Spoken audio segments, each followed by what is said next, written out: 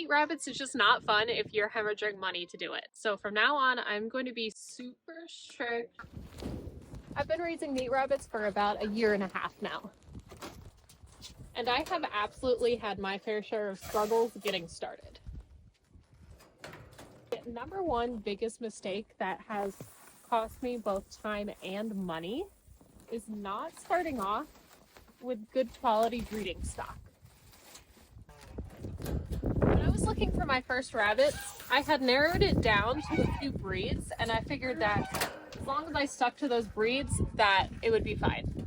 The problem was I didn't know what traits to look for beyond breeds, or even the questions that I should be asking any breeders that I was thinking about buying from. I did get lucky and end up with a few good quality breeding stock, but I also ended up with a lot of duds that I wasted time and money feeding and then had to cull. At the end of the day, I kind of just chalk it up to a cost of learning, but it's a cost that you can skip if you find a good mentor to help you out in selecting your initial breeding stock.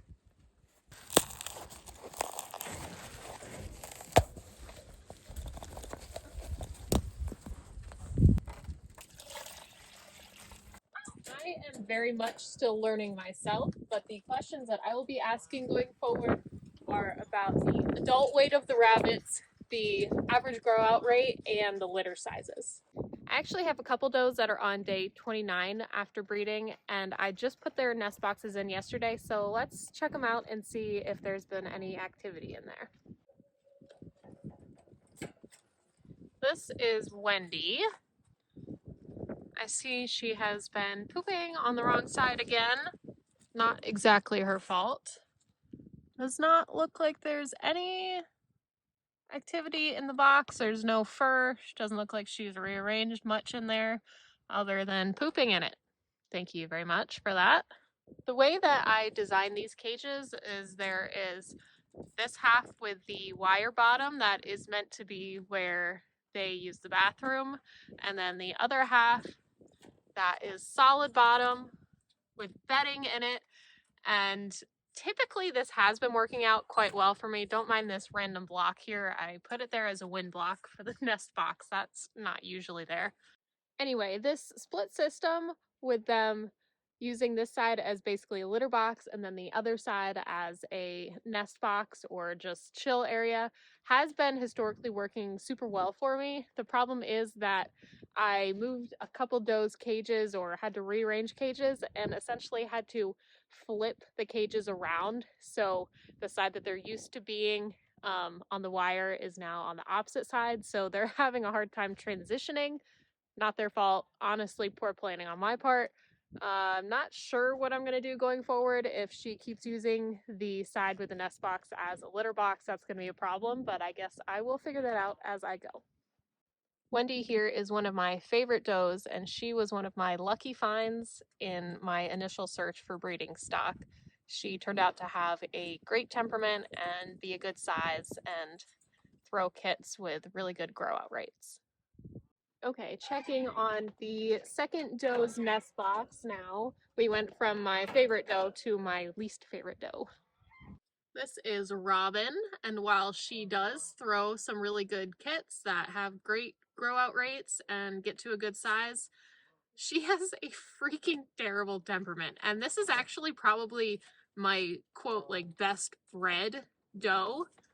She actually came from pedigreed lines that are shown locally, but she's really difficult to handle, which I think can be a common trait of the New Zealand, but honestly, I'm ready to replace her as soon as possible.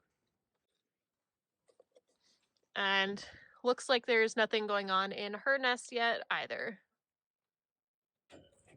This doe is Cinnabon, and she is the only one that currently has kits, so let's check them out. These babies are 9 days old now. Should be just about getting ready to start opening their eyes.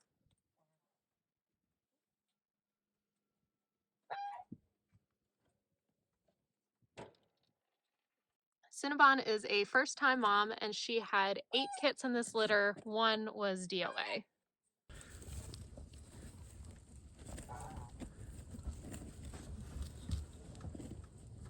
The next mistake that I made involved Wendy, and it's one that I don't see a lot of people talking about. And that is I left her babies in with her for too long. I was trying to save some cage space, and I figured there was no harm in allowing her female babies to stay with her for a little while. I think I left them in there until they were about 10 weeks. And the problem with that is because I was growing them out, they were on unlimited food, which meant Wendy was also on unlimited food. So this lady ended up a bit overweight, and the next time that I tried to breed her, she didn't take. Which of course ended up throwing off my breeding schedule, and I learned my lesson and don't leave the kids in. Take them out when they're ready to be weaned. The last mistake that I wanted to talk about was not planning and setting a set date for butchering. It's not the most fun task, so it's easy to put it off and find something else that's more important to do that day. But the problem is, the longer you put it off, the more you're feeding rabbits that just aren't gaining you anything anymore. I have kept rabbits way past when I should have butchered them and wasted money feeding them in the meantime.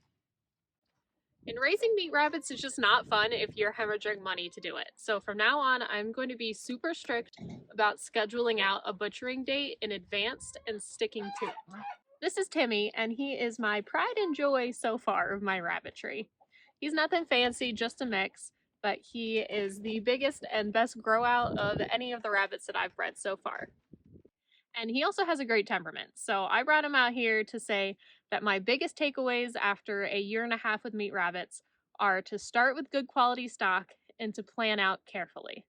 Keep track of all of your dates, like when you're breeding, when your does are due, when to butcher, all of that, so that you don't lose track and start feeding rabbits that don't need to be fed anymore.